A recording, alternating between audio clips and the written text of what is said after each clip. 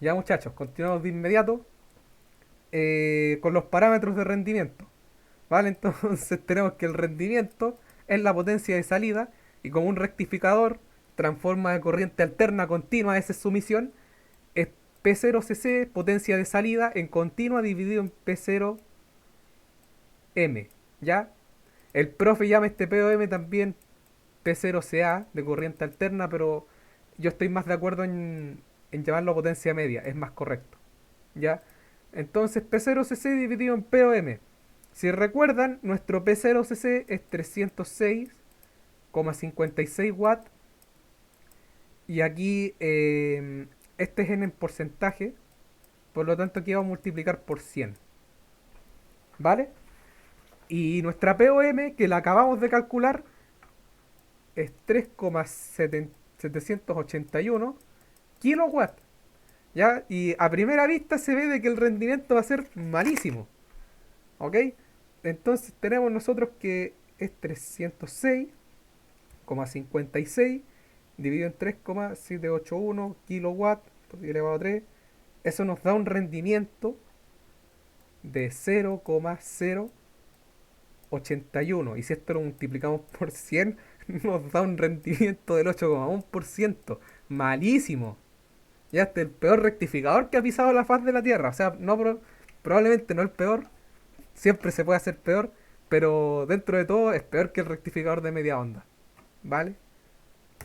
Lo expliqué por la siguiente razón de que en el primer semiciclo conduce una onda de esta manera y en el segundo semiciclo, como hay un divisor de voltaje, la onda es un poco más pequeña, pero en el fondo esta onda va a tener su componente de corriente continua y esta onda también va a tener su componente de corriente continua. Ahora sí, como este tiene una componente SC positiva y este tiene una componente SC negativa, esta va a anular un poco a la de acá. Entonces como que la componente de SC que nos interesa en la salida disminuye. Ya, a diferencia del rectificador de media onda, que en el primer semiciclo conduce y en el segundo no conduce. Entonces este rectificador tenía una eficiencia más o menos del 41% y ahora al hacer este chistecito de colocar los resistores de esta manera, como tenemos la fuente aquí, acá tenemos el diodo, acá tenemos un resistor y acá tenemos otra resistencia. Al hacer este chistecito de que en el segundo ciclo conduce, pero conduce la onda negativa, se nos reduce la componente SC. Entonces, por eso nuestro rendimiento es tan asqueroso. ¿Vale? Siguiente parámetro es el factor de forma. Ya nos va a decir qué tan similar es la onda de salida a la onda de entrada. Algo así era el factor de forma. ¿Vale? Lo ideal es que el factor de forma sea lo más cercano a uno. Y vamos a ver que en este caso es VRMS dividido en V0cc. Si se acuerdan, nuestro VRMS es 86,96 volts y nuestro V0cc eran como 20 y algo, ahora son 24,76 volts. Eso nos da un valor de 3,512, muy lejos de nuestro 1%, ¿vale? Un factor de forma pero malísimo. Y nuestro factor de Ripple, que va a ser aún más terrible, ya RF o Ripple Factor. Ya el Ripple Factor es el factor de forma al cuadrado menos uno. Ya reemplazan y tendrían un valor de 3,366 de factor de Ripple, lo cual idealmente, como les dije, el factor de forma idealmente es uno, debería ser uno. Entonces uno menos uno es cero, cero factor de Ripple. Pero aquí estamos muy lejos del cero, estamos en 3, parece que esto se expresa en porcentaje. Entonces si lo expresamos en porcentaje, corremos la coma a dos lugares, tenemos un 300, tenemos como un 300%, un 336,6% de Ripple. Imagínense, la onda más distorsionada de la galaxia. ¿Vale? Y ya terminamos con estos factores de rendimiento. Bien, ahora el siguiente parámetro son las potencias aparentes en los enrollados. Para eso vamos a utilizar los voltajes en los enrollados y las corrientes RMS. ¿Ya? Vamos a usar IRMS1 y para Este caso se los voy a explicar después, que cuando llegue su momento, ya para no hacerlo tan complicado. Entonces, vamos a utilizar nosotros el voltaje del enrollado. Y nosotros sabemos que V2 RMS son 110 volts. ¿Ya? No vamos a usar el valor RMS que sacamos del circuito, ya que este es el voltaje RMS que sacamos del circuito.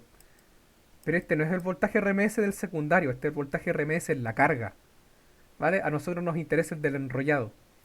Pero lo que sí vamos a utilizar es que, como este circuito es único, por así decirlo, la corriente que va a circular es la corriente RMS, que es la que nosotros calculamos por aquí arriba, que es esta de acá. Esta corriente sí que la vamos a utilizar, que es la misma corriente que circula por la carga y por el secundario. ¿Vale? Entonces, si nosotros calculamos potencia aparente 2 en el enrollado, son 110 volts eficaces por la corriente eficaz, que son 43,48 amperes.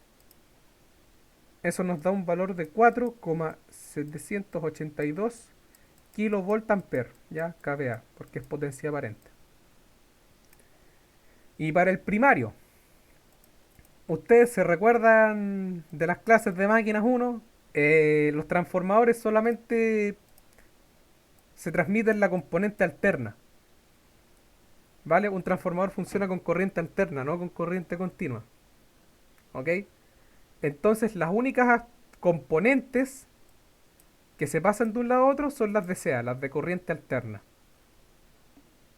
Pero esta corriente RMS, está mezclada con componentes continuas y alternas. No nos sirve. Entonces, para sacar nuestra componente de corriente alterna pura, está la expresión de I0CA, la componente alterna del secundario, que es la raíz de la corriente RMS del secundario menos la corriente de continua del secundario. ¿Vale? Si ustedes resuelven esta raíz, van a llegar al siguiente resultado. Van a tener de que I0CA del secundario es 41,68 amperes. Voy a hacer énfasis en esto. En el secundario, llegamos y multiplicamos por la corriente RMS que nos da. Ya, porque en el secundario, como estamos rectificando, van a haber componentes de CC, de corriente continua, y van a haber componentes de CA. Pero como en el primario, como viene de la red y no estamos rectificando, lo único que se va a pasar van a ser las componentes de corriente alterna. ¿Ok? En el primario solo hay componentes de corriente alterna. En el secundario hay componentes de corriente continua y de alterna. Por eso utilizamos nosotros el valor de acá. ¿Ya? Hay casos, como en el rectificador tipo puente, en los cuales la componente de CC se elimina. ¿Ya? Pero eso no va en este video, pero se los puedo explicar después, yo creo. Les voy a hacer un video chiquito aparte con un tipo cápsula para que cachen por qué en los rectificadores tipo puente la componente de CC no existe en el secundario. Ya, pero en este caso, al ser un rectificador de media onda, va a existir componente de CC. ¿Ok? Ahora, ¿qué es lo que ocurre? Como al primario solamente se transmite la componente de CA, tenemos que calcular la componente de CA, de corriente alterna, que es esta. ¿Vale? Pero esto sigue sin ser la corriente del primario, en corriente alterna. Entonces nosotros decimos que I1 es a I2 es igual a 1 dividido en A. La razón de transformación de la corriente, ya que es inversa.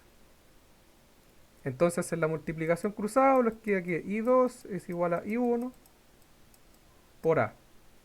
Por lo tanto, I1 es I2 dividido en A.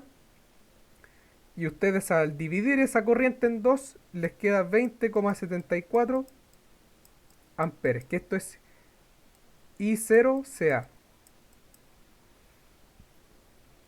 Ahora podemos calcular la potencia aparente en el primario, ya que es el voltaje RMS del primario, que son 220, multiplicado por la corriente alterna, por la componente alterna, I0CA del primario. En este caso, al hacer esta multiplicación, nos da 4,562 kVA.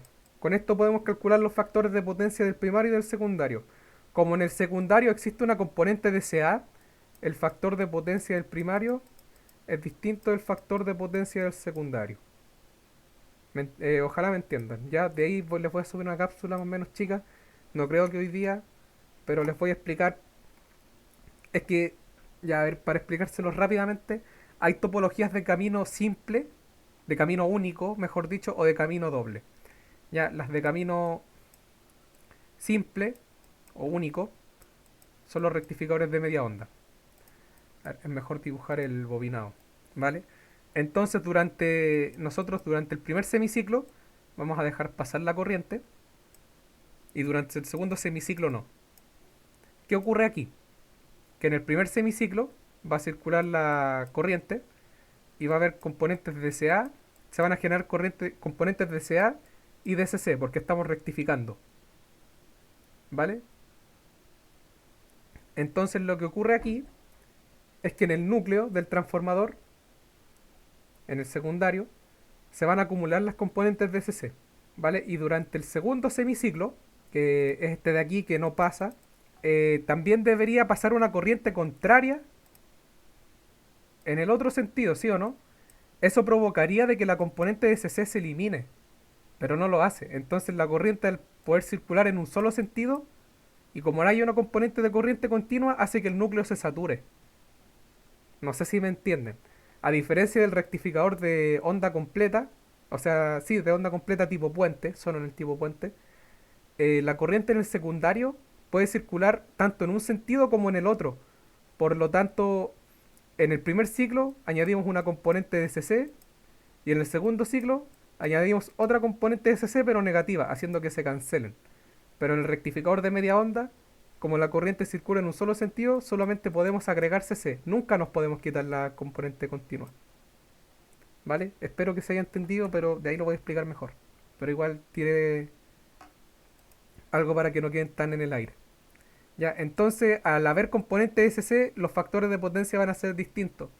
Pero en tipo puente, al no haber componentes SC, el FP1, el factor de potencia 1, es igual al factor de potencia 2. Ya porque solamente hay componentes alternas. ¿Ok? Ahora, FP1 es eh, la potencia media, que es 3,781 kilowatts, dividido en la potencia aparente 1,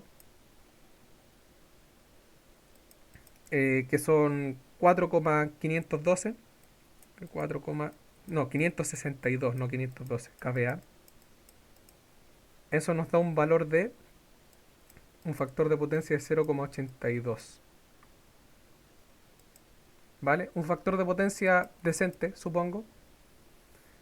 Y en el FP2, como hay componente SC, debería ser un factor de potencia más malito, ya más alejado del 1, del unitario. Ya que este sería el POM, que son los 3,781 dividido en la potencia aparente del secundario, PA2. Eso nos da un factor de potencia de 0,7906, ya más alejado del 1.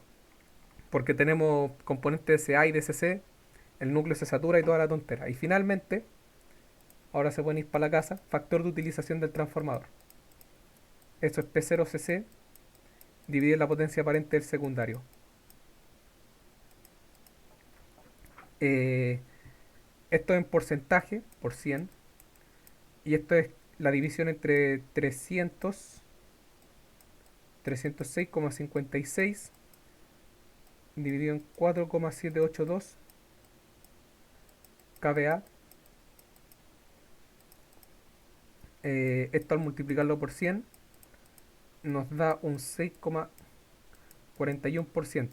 Lo ideal es que ocupemos casi todo el transformador, pero al tener una onda tan mala como esta, hay componente SC, componente SA, se tratan de cancelar, la componente SC baja, el núcleo se satura y llegamos a este no rendimiento, a este factor de utilización del transformador del 6,41%, que es un factor de utilización muy malo, ¿vale? Pero eso, ahora en el siguiente video voy a demostrar este circuito usando el T-Spice y van a ver que llegamos a resultados similares. ¿Por qué similares? Porque el simulador utiliza métodos numéricos para sacar los resultados. Ya utiliza iteraciones. Entonces puede que haya un par de discrepancias, pero en realidad todo va a ser bien certero. Pero eso, de ahí les subo el video.